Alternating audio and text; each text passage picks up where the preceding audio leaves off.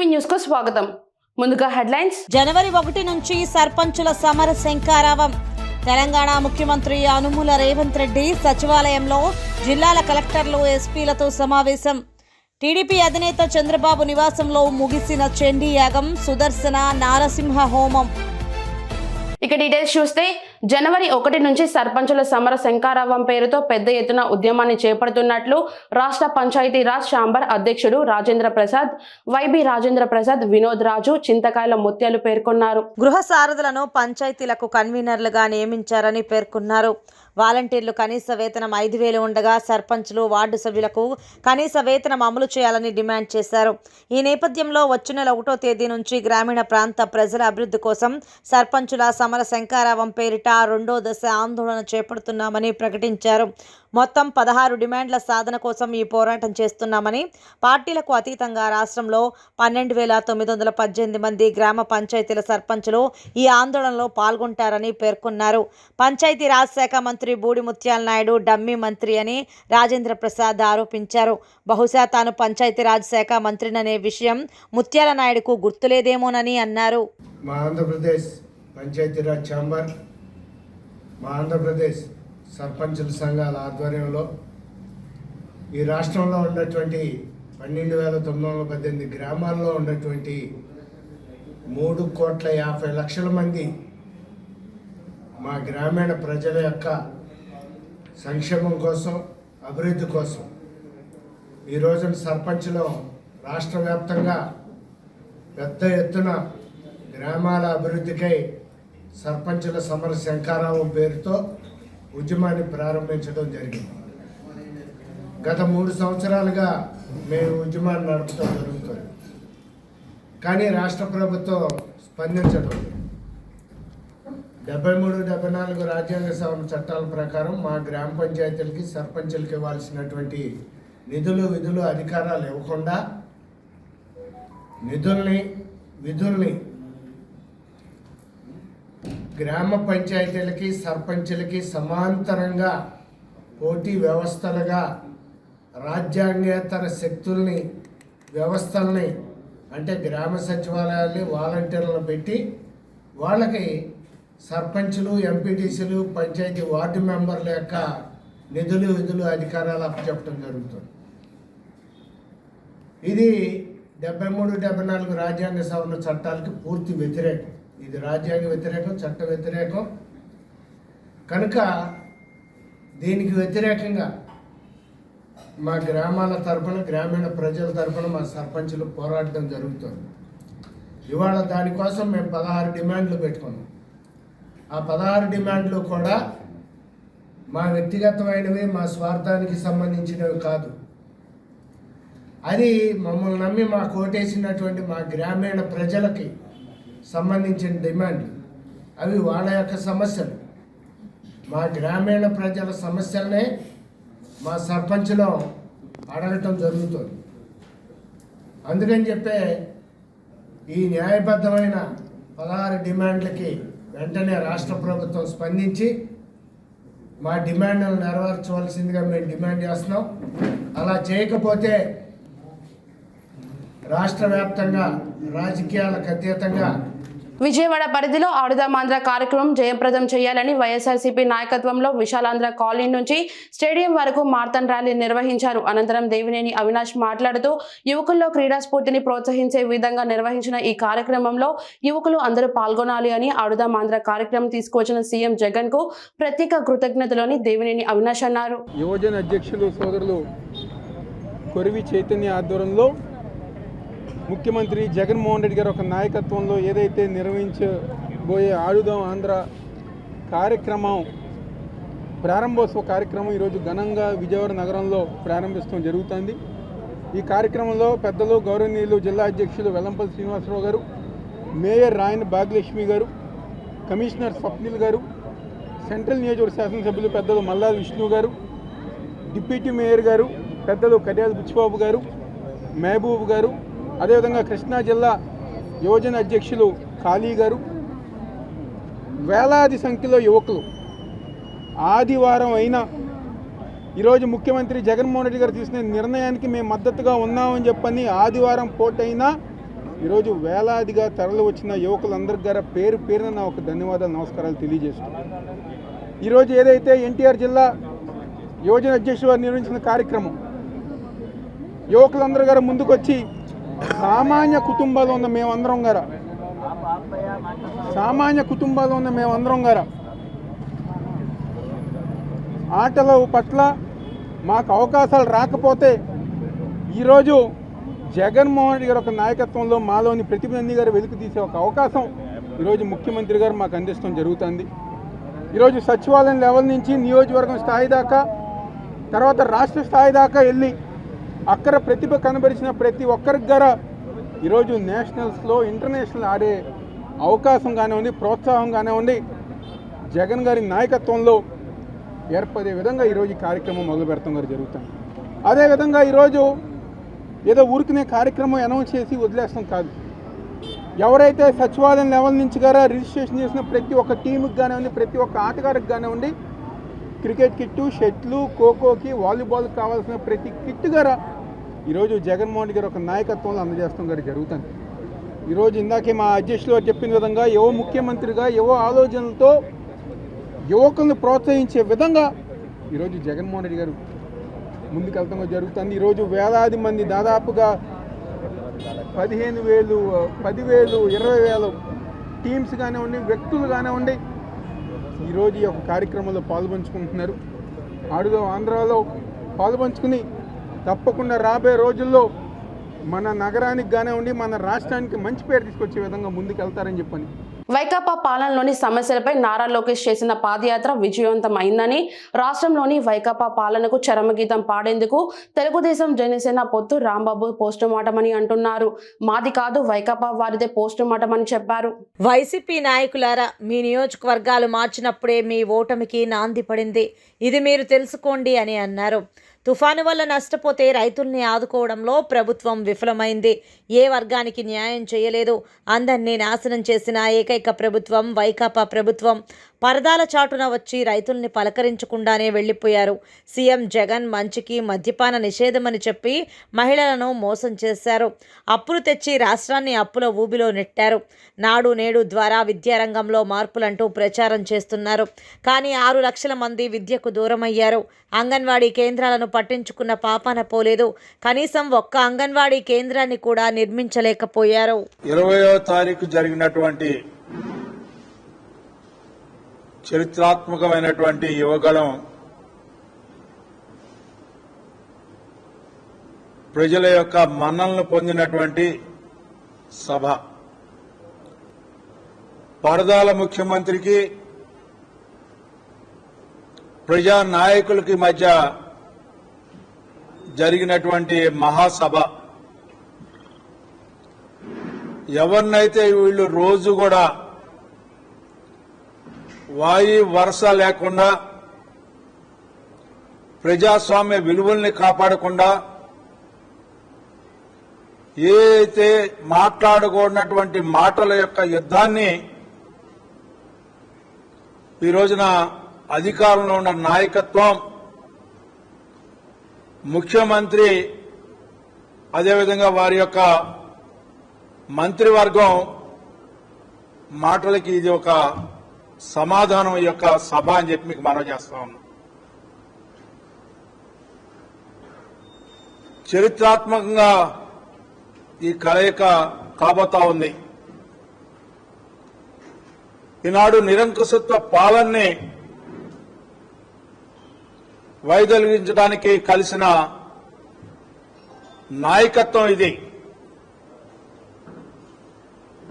ప్రజల్ని రక్షించడానికి పార్టీల కోసమో రాజకీయాల కోసమో కాదు, ప్రజల్ని రక్షించడానికి ఏర్పడినటువంటి పవిత్ర బంధం ఈనాటి జనసేన తెలుగుదేశం పార్టీ కలయిక.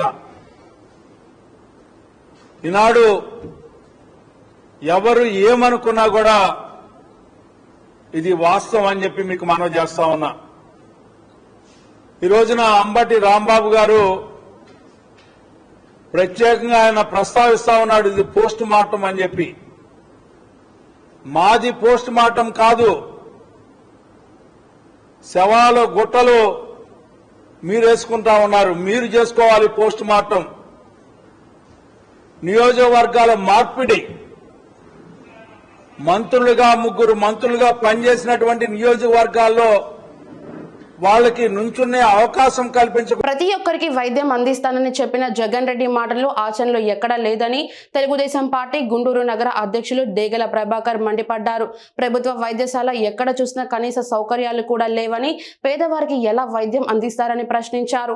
ప్రజలకు వైద్యం అందించాలనే లక్ష్యంతో ప్రతి ఆదివారం గుంటూరు నగరంలో మెడికల్ క్యాంపులు నిర్వహిస్తున్నట్లు ప్రభాకర్ పేర్కొన్నారు. గుంటూరు తూర్పు నియోజకవర్గంలోని సీతారామ నగర్ 2వ లైన్లో మెగా ఉచిత వైద్య శిబిరాన్ని ఏర్పాటు చేయడం జరిగిందని తెలిపారు.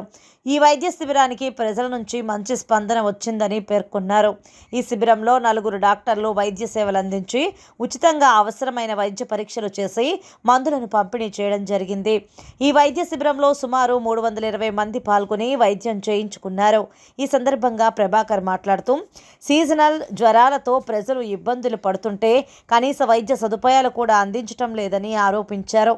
గుంటూరు నగరంలో ఏ ప్రాంతం చూసినా కూడా ప్రజలు అనేక రకాల సీజనల్ వ్యాధులతో బాధపడుతున్నారని, వారికి ఆరోగ్య సురక్షా కేంద్రాలలో కనీసం వైద్యం కూడా అందడం లేదన్నారు. స్కాములకే పరిమితమైన జగన్ రెడ్డి వైద్యాన్ని, రాష్ట్ర ప్రజల ఆరోగ్యాన్ని పట్టించుకోవడం లేదని మండిపడ్డారు. ప్రజల కోసం, ప్రజల ఆరోగ్యం కోసం తెలుగుదేశం పార్టీ ఆధ్వర్యంలో నగరంలోని మరిన్ని మెగా ఉచిత మెడికల్ క్యాంపులను నిర్వహించి ప్రజలకు సేవ చేస్తామని ప్రభాకర్ పేర్కొన్నారు. మరి ప్రతి ఒక్కరు కూడా వైద్యం అందిస్తా అని చెప్తున్నటువంటి ఈ ప్రభుత్వం ఎక్కడా కూడా ఏ రకంగా కూడా చూసినా కానీ, జనరల్ హాస్పిటల్లో కానీ ఎక్కడికైనా వెళ్ళినా కానీ పేషెంట్లకి సరైన సదుపాయాలు లేకుండా చాలా ఇబ్బంది పడుతున్నారు. దీని గురించి ఎన్ని కంప్లైంట్లు ఇచ్చినా పట్టించుకునే నాదులు లేరు. మరి మురికి వాడల్లో లేదా ప్రజలు ఉన్న చోట మరి సీజన్ వారి జ్వరాలు వస్తే మరి కనీసం చిన్న మెడికల్ క్యాంపుల ద్వారా అయినా కానీ వాళ్ళకి కొన్ని టెస్టులు చేసి ఆ టెస్టుల ద్వారా మరి వాళ్ళకి ఏదైతే మరి ప్రాబ్లం ఉందో ఆ జబ్బును కనుక్కొని మన వంతు సహాయ సహకారాలు అందించి వాళ్ళకి మరి మందులు ఉచితంగా మందులు పంపిణీ చేయాలని చెప్పేసి ఆ టెస్టులు కూడా పెట్టుకోలేరు. కాబట్టి వాళ్ళకి ఉచితంగా మరి టెస్టులు చేయించేసి అట్లనే ఈసీజీ కూడా మరి స్ట్రోక్లు వస్తున్నాయి ఈ మధ్య. మరి వయసు ఒకప్పుడు 50 సంవత్సరాల తర్వాతే ఎవరికైనా కానీ హార్ట్ స్ట్రోక్ అంటే ఇప్పుడు అదేమీ లేదు. 20 సంవత్సరాల పిల్లలు కూడా మరి హార్ట్ అటాక్ వస్తున్నాయి. కాబట్టి ముందుగానే ఈ స్ట్రోక్ వస్తుందా రాదని తెలియడానికి ఈసీజీ ద్వారా కొంత గమనించవచ్చు. అది కూడా మనం ఉచితంగా ఇక్కడ ఏర్పాటు చేసాం. ఇవన్నిటి కూడా మా యొక్క ఉద్దేశం, రాష్ట్ర ప్రభుత్వం ఏదైతే ఈ ప్రజా పరిపాలన అని చెప్పేసి వచ్చినటువంటి రాష్ట్ర ప్రభుత్వం పేదలు, బడుగు బలహీన వర్గాలకి మేము సహాయ సహకారం అందిస్తా అని చెప్పేసి ఈ రోజున ఆరోగ్యాన్ని మరి వాళ్ళు పట్టించుకోకుండా కొత్తగా ఆరోగ్యశ్రీ పథకాల్లో మరి రేట్లు పెంచాము, 25 లక్షల దాకా పెంచామని చెబుతున్నారు. ఆరోగ్యశ్రీ పథకాల కోసం ప్రజలందరూ కూడా హాస్పిటల్కి వెళ్తే అక్కడ వాళ్ళకి మేము చేసిన వైద్యానికి తోటి డబ్బులు ఇవ్వలేదు, మేము కొత్త వైద్యం యాడ్ చేస్తామని చెప్పేసి వాళ్ళు చేయట్లేదు. అట్లానే మరి జనరల్ హాస్పిటల్, గవర్నమెంట్ హాస్పిటల్కి పోతే మరి చాలా తీవ్రమైన ప్రాబ్లంతో పోతే వాళ్ళకి మరి సర్జరీ ఇమీడియట్గా చేయాల్సిన ఎమర్జెన్సీ సర్జరీలు కూడా 2-3 రోజుల పాటు చేయడానికి అక్కడ సరైన అవకాశాలు, సదుపాయాలు లేకపోవటం వల్ల వాళ్ళు మరణిస్తూ ఉన్నారు. ఇటువంటి ఘోరమైన పరిస్థితుల్ని మరి పేద ప్రజలు ఎదుర్కొంటూ ఉన్నారు. అట్లానే ఇటువంటి వర్షాలు పడింది మొన్న తుఫాను వల్ల మురికి వాడల్లో చాలా మందికి ఆ మురికి నీళ్ళు వచ్చి దానివల్ల దోమలు పెరిగి జ్వరాలు వచ్చి దానివల్ల కూడా వాళ్ళు కనీస సదుపాయాలు జ్వరాలే ఏ జ్వరం వచ్చింది, మలేరియానా, డెంగ్యూనా, లేకపోతే ఇంకో జ్వరం, టైఫాయిడ్. కావలి మాజీ శాసనసభ్యులు వంటేరు వేణుగోపాల్ రెడ్డి గత 30 సంవత్సరాలుగా రాజకీయంగా ప్రజలకు విశేష సేవలు అందించారు. ప్రజలకు కావాల్సిన అభివృద్ధి పథకాలపై తన గళంతో ప్రభుత్వాలకు విన్నవించి అధికారులను కదిలించి అభివృద్ధి పథకాలను ప్రజలకు చేరువ చేసి ప్రజా సమస్యలపై నిరంతరం పోరాటం కొనసాగిస్తూ ప్రజల గుండెల్లో సుస్థిర స్థానం సంపాదించుకున్న వంటేరుకు all India council of human rights, క్రిస్టులో సంపూర్ణత evangelical mission, Vijaya helping hands foundation, పై సంస్థల వారు సంయుక్తంగా 2023 సంవత్సరానికి గాను బెస్ట్ టాలెంటెడ్ లీడర్షిప్ అవార్డును డాక్టరేట్ను అందించారు. గతంలో ఒంటేరు వేణుగోపాల్ రెడ్డి మాజీ రాష్ట్రపతి అబ్దుల్ కలాం గారి చేత కూడా ప్రశంసలు అందుకున్న విషయం తెలిసిందే. ఉన్నత విద్యను అభ్యసించి వ్యాపార రాజకీయ రంగంలో తన ప్రత్యేకత చాటుకొని హైదరాబాద్లో డాక్టరేట్ను అందుకోవడం శుభ పరిణామమని ఆయన అభిమానులు ఆనందం వ్యక్తం చేస్తున్నారు. తెలంగాణ ముఖ్యమంత్రి యనుమల రేవంత్ రెడ్డి ఆదివారం నాడు తెలంగాణ సచివాలయంలో జిల్లా కలెక్టర్లు, ఎస్పీలతో సమావేశం నిర్వహించారు. ఈ సమావేశంలో ముఖ్యమంత్రి రేవంత్ రెడ్డి ప్రసంగించారు. అన్ని గ్రామాలు, మున్సిపల్ వార్డులలో సభలు నిర్వహించాలని సీఎం రేవంత్ రెడ్డి ఆదేశించారు. ఉదయం 9 గంటల నుంచి సాయంత్రం 5 గంటల వరకు ప్రజాపాలన కార్యక్రమం నిర్వహించనున్నట్టుగా రేవంత్ రెడ్డి తెలిపారు. ప్రజాప్రతినిధులు, అధికారులు కలిసి పనిచేయాలని సీఎం సూచించారు. సమన్వయం లేకుంటే అనుకున్న లక్ష్యం దిశగా వెళ్లలేమని సీఎం రేవంత్ రెడ్డి చెప్పారు. 6 గ్యారెంటీలను 100 రోజుల్లో అమలు చేస్తామని తెలంగాణ ముఖ్యమంత్రి యనుమల రేవంత్ రెడ్డి ప్రకటించారు. ఈ నెల 28వ తేదీన కాంగ్రెస్ పార్టీ ఆవిర్భావ దినోత్సవం. దీంతో ఇదే రోజున మరికొన్ని హామీలను అమలు చేయాలని కాంగ్రెస్ సర్కార్ నిర్ణయం తీసుకుంది. రంగారెడ్డి జిల్లా మెహదీపట్నంలోని గుడిమల్కాపూర్ పోలీస్ స్టేషన్ పరిధిలోని PV express way pillar number 68 సమీపంలోని అంకుర్ ప్రైవేట్ హాస్పిటల్ 10 అంతస్తుల భవనంలో రాత్రి ఒక్కసారిగా మంటలు చెలరేగాయి. 10వ అంతస్తు పైన ఉన్న దవాఖానా ఎలక్ట్రిక్ బోర్డులో నుంచి పెద్ద ఎత్తున మంటలు చెలరేగాయి. దీంతో దవాఖానాలో చిన్నారులు, ఇతర రోగులను ఇతర దవాఖానాలకు తరలించారు. సంఘటనా స్థలానికి చేరుకున్న 3 ఫైర్ ఇంజన్లు మంటలను ఆర్పివేశాయి. ఈ సంఘటనలో ఎవరికీ ఎలాంటి ప్రమాదం జరగలేదని తెలుస్తోంది. విషయం తెలుసుకున్న Karwan MLA Kausar Mohiuddin, Nampally MLA Majid Hussain, south west zone DCP Balaswamy, additional DCC Aswak, Gudimalkapur inspector Mujibur Rahman ప్రమాద స్థలానికి చేరుకొని జరిగిన సంఘటనపై ఆరా తీశారు. జీహెచ్ఎంసీ మేయర్ గుడి మల్కాపూర్లోని అంకుర ఆసుపత్రిలో జరిగిన అగ్ని ప్రమాదాన్ని నిలువరించడంలో డిజాస్టర్ మేనేజ్మెంట్ బృందం అద్భుత పనితీరు కనపరిచిందని జీహెచ్ఎంసీ మేయర్ గద్వాల విజయలక్ష్మి రాత్రి ఎక్స్లో తెలిపారు. సిబ్బంది పనితీరుకు హ్యాట్స్ ఆఫ్ అంటూ అభినందించారు. వైఎస్ఆర్సీపీ ప్రభుత్వం నిర్వహించిన ఆడుదామాంధ్ర కార్యక్రమం జయప్రదం చేయాలని నిర్వహించిన ర్యాలీలో పాల్గొన్న విజయవాడ మున్సిపల్ కమిషనర్ స్వప్నిల్ దినకర్ మాట్లాడుతూ ఇప్పటి వరకు 30,000కు పైగా ఆడుదామాంధ్ర ఎంట్రీలు జరిగాయని, అయితే ఇంకా ఎంట్రీలు వాళ్ళు ఆపివేయలేదని, ఆసక్తి ఉన్నవారు ఆడుదామాంధ్ర పోర్టల్ ద్వారా గానీ యాప్ ద్వారా గానీ చేసుకోవచ్చని చెప్పారు. ఆడుదామాంధ్ర అనేది యువకులకు ఒక మంచి అవకాశం అని అందరూ వినియోగించుకోవాలి అని ఆయన అన్నారు.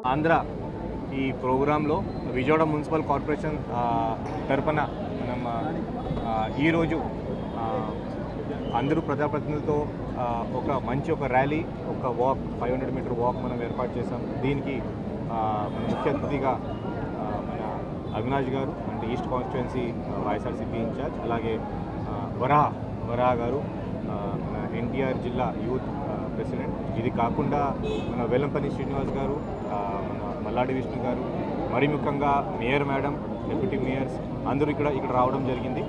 మన విజయవాడ మున్సిపల్ కార్పొరేషన్ నుంచి మన ఎక్స్ మినిస్టర్ సార్ చెప్పినట్టు 33,000 మంది ఇప్పటికీ రిజిస్ట్రేషన్స్ అయింది. బట్ కానీ రిజిస్ట్రేషన్స్ ఇప్పుడు ఆపలేదు. నాకు ఇంకా ఇప్పటివరకు పూర్తి సమాచారం రాలేదు, లేకపోతే నేను మర్చిపోయాను అలా ఉంటే మీరు ఆన్ ద స్పాట్ రిజిస్ట్రేషన్ కూడా మీరు చేయవచ్చు.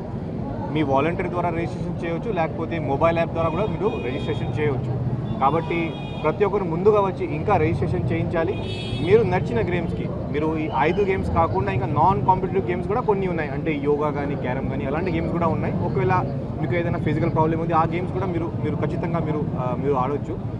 ఇది కాకుండా మన సచివాలయం లెవెల్ నుంచి కాన్స్టిట్యుయెన్సీ లెవెల్ ఖచ్చితంగా మన విజయవాడ మున్సిపల్ కార్పొరేషన్ నుంచి టీమ్స్ వెళ్ళాలి.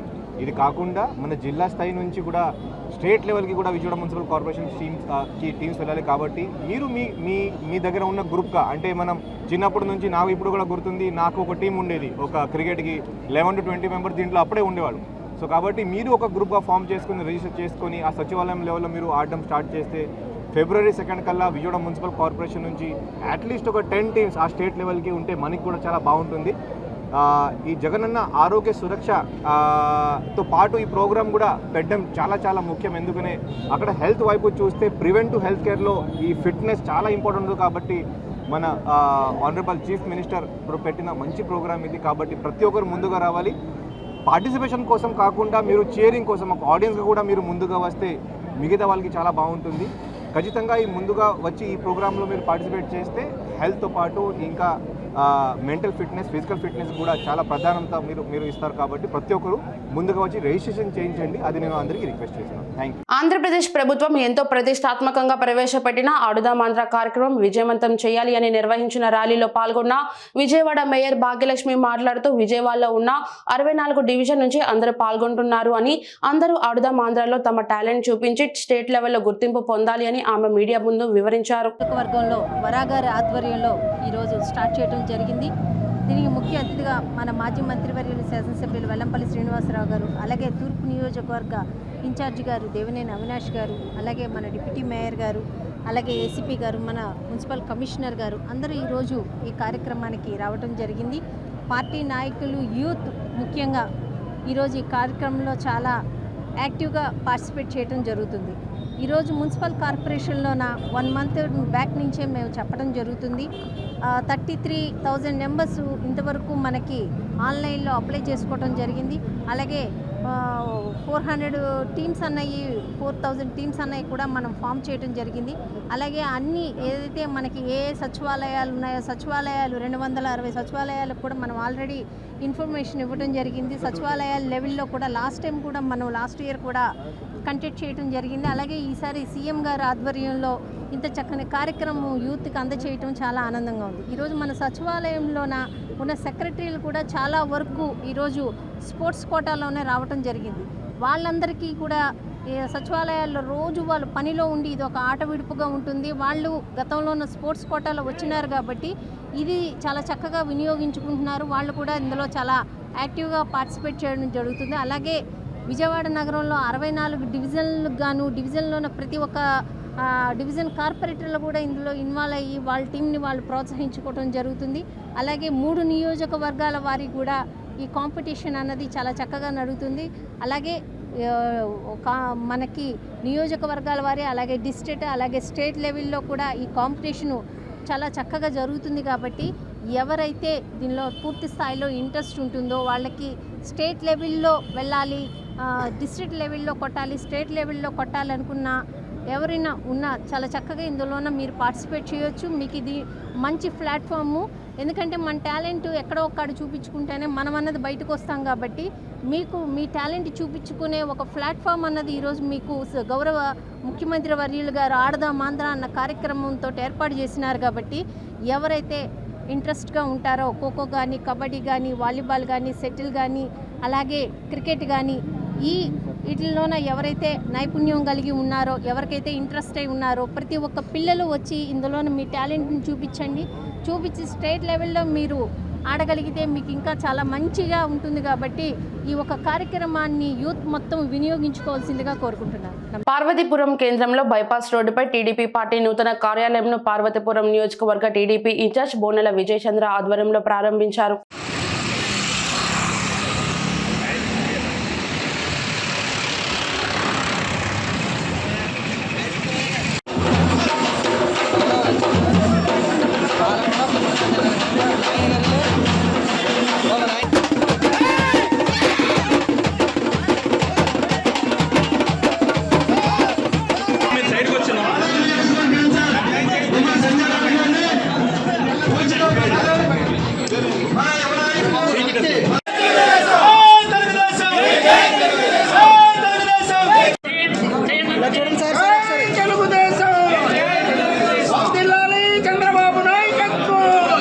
నిరూపించలేకపోయారు. ఇది చాలా అన్యాయం అని చెప్పి తెలుగు ప్రజలైనటువంటి తెలంగాణ ప్రజలు కూడా మొన్న ఎన్నికల్లో వాళ్ళ ప్రతాపాన్ని చూపించినటువంటి పరిస్థితి మనం చూసాం. అది చంద్రబాబు నాయుడు గారికి ఉండేటటువంటి మరి గొప్పతనం, ఆయనకు ఉండేటటువంటి పనితనం.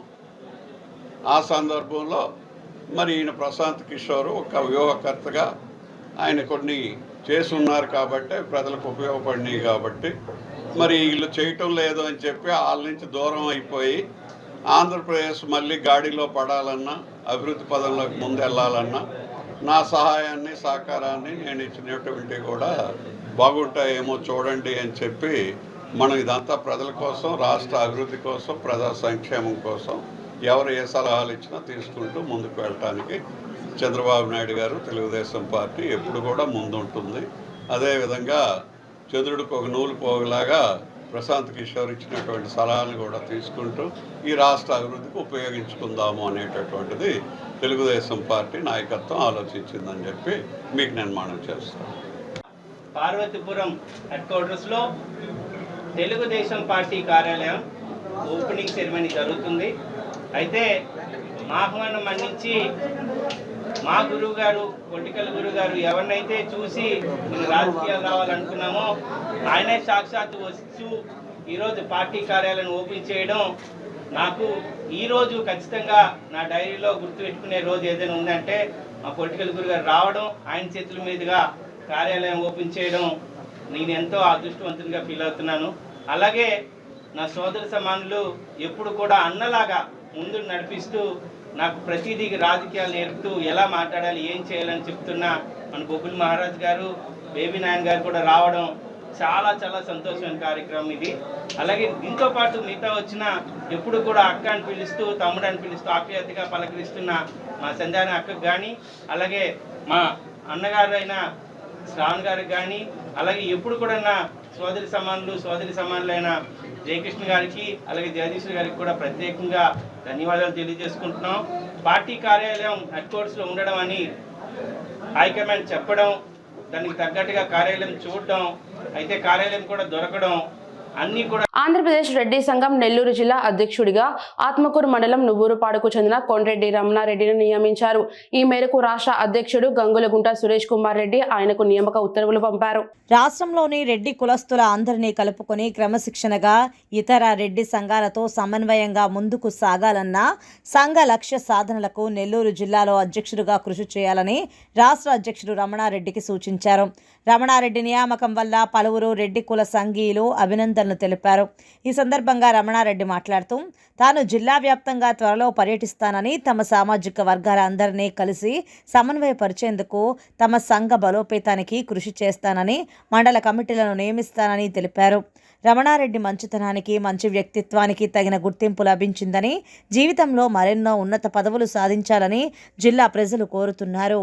తెలుగుదేశం పార్టీ జాతీయ అధ్యక్షులు నారా చంద్రబాబు నాయుడు నివాసంలో 3 రోజులుగా జరుగుతున్న చండీయాగం, సుదర్శన నరసింహ హోమం నేటితో ముగిశాయి. శుక్రవారం నుంచి నేటి వరకు 3 రోజుల పాటు శతచండీ పారాయణ, ఏకోత్తర వృద్ధి మహాచండీ యాగం, సుదర్శన నారసింహ హోమంలో భాగంగా పలు యజ్ఞ క్రతువులు నిర్వహించారు. నేటితో పూర్ణాహుతి కార్యక్రమంతో యాగం ముగిసింది. రాష్ట్రం సుభిక్షంగా ఉండాలని, రాష్ట్ర ప్రజలకు అందరికీ మేలు జరగాలని చంద్రబాబు నాయుడు ఆకాంక్షించారు.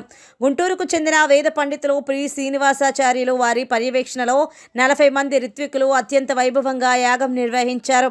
పార్టీ రాష్ట్ర అధ్యక్షులు అచ్చెన్నాయుడుతో పాటు కృష్ణా, గుంటూరు జిల్లాలకు చెందిన పార్టీ నేతలు కుటుంబ సభ్యులతో కలిసి యాగంలో పాల్గొన్నారు.